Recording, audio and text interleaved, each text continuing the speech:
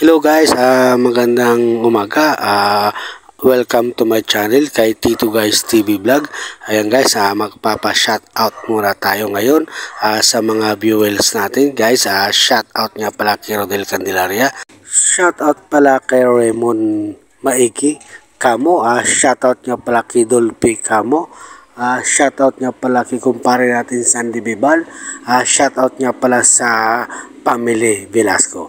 Ayan guys, tayo ay maglalagay ng plastic molding at yan, magtotoks tayo. Ayan, pinakita natin yung ating plastic molding. Ilalagay natin dyan sa biga. Ayan, maglalagay tayo dyan ng tox and squash screw. Ayan, ayan guys, may butas tayo dyan. Ayan, tigis sa butas guys. Ito ang tigis sa butas sa atin plastic molding. Tapos magbubutas tayo dyan at magbabari na tayo at maglalagay tayo dyan guys ng tox screw and wood screw para guys makabit natin yan, mapix natin dyan sa din bega ang ating plastic molding sa electrical wiring. Ang ating gagamitin guys plastic molding, ang kubox isalpak natin, switch yan guys, switch natin ang ilalagay dyan para sa CRM. Ayan guys, ginuguhit natin ng lapis para mabutas natin ng barina. Gagamitin natin pambutas dyan para maka-idikit guys ang ating plastic moldings. Yan guys ang ating tox and wood screw. Ayan, yung binutas natin guys ay ilalagay natin dyan sa butas. Ayan, dalawang butas guys. Tapos ikakabit natin yung plastic molding, tapos gagamit tayo ng wood screw. Ayan ang ating wood screw. Sasalpak natin yung ating plastic molding para matapos na guys ang ating electrical wiring dito switch sa CR guys. Ayan, naggamit tayo ng screw para ma-fix natin yan, para malagay natin yung plastic molding. Ayan ang plastic molding natin, maliit. Ipipix natin yan sa biga. At ilayan, gagamit tayo ng tox screw at itutornilyo natin. Tama-tama lang guys yung bit para hindi masira yung ating plastic molding. Ayan ang ating layout ng plastic moldings, ang kubox. Ayan ang ginagamit natin guys. Ayan, ito naman guys ang ating takip ng plastic moldings. Ayan, tatakpan natin na yan. Doon sa taas guys, tatakpan natin yan.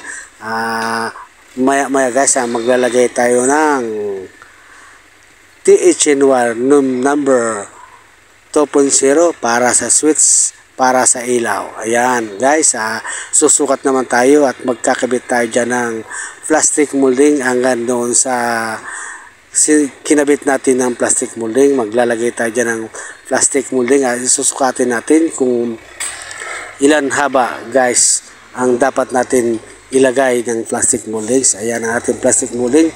Susukatin natin kung ilan ang sukat. Tapos at magbabari na tayo dyan at magtotoks. Maglalagay tayo wood screw. Ayan, isusukat natin yan kung anong haba guys ng sinukat natin doon sa taas. Ganyan rin ang haba ng ating susukatin. Ayan, ayan guys, bago natin masukat, ayan, guguhitin natin ang lapis pagkatapos natin maguhit at guys, puputulin natin. Sasalpak natin guys doon sa taas. Ayan, ginuguhit natin ang lapis at gagamit tayo ng lagari sa bakal at puputulin natin. Ayan, puputulin natin yung plastic molding. Pagkatapos guys, ayan guys, pinix natin na ginuhit natin yung butas ng plastic molding, yung binutas natin. Tapos babarinahan natin, bubutasin natin ng barina at maglalagay tayo ng tox at wood screw. Ayan guys, binubutas natin yung ginuhit natin ng plastic molding, yung binutas natin ng plastic molding. Ayan, binubutas natin ngayon guys. Ayan, dalawang butas, binabarina natin. Ayan, gagamit tayo ng wood screw and tox screw. Ayan, ilalagay natin yung wood screw at yung tox screw at ikakabit natin guys yung ating plastic molding. Ayan, hihigpitan natin ng ating screw.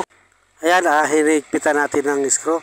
Ayan, dalawang screw guys, hahigpitan natin kasi dalawang butas ang atin binutas. Naglagay tayong dalawang screw at higpitan natin. Yan ang ating takip ng plastic molding. Tatakpan natin para hindi mawala. Tatakpan natin muna kasi baka bukas guys maglalagay tayo ng wire na THNY 2.0 guys para sa ilaw at para sa switch. Nandito tayo guys sa CR. Ayan guys, natapos natin ng para sa switch. Ayan, bukas guys. Ayan guys, thank you very much sa suporta ng aking vlog. Guys, bye-bye!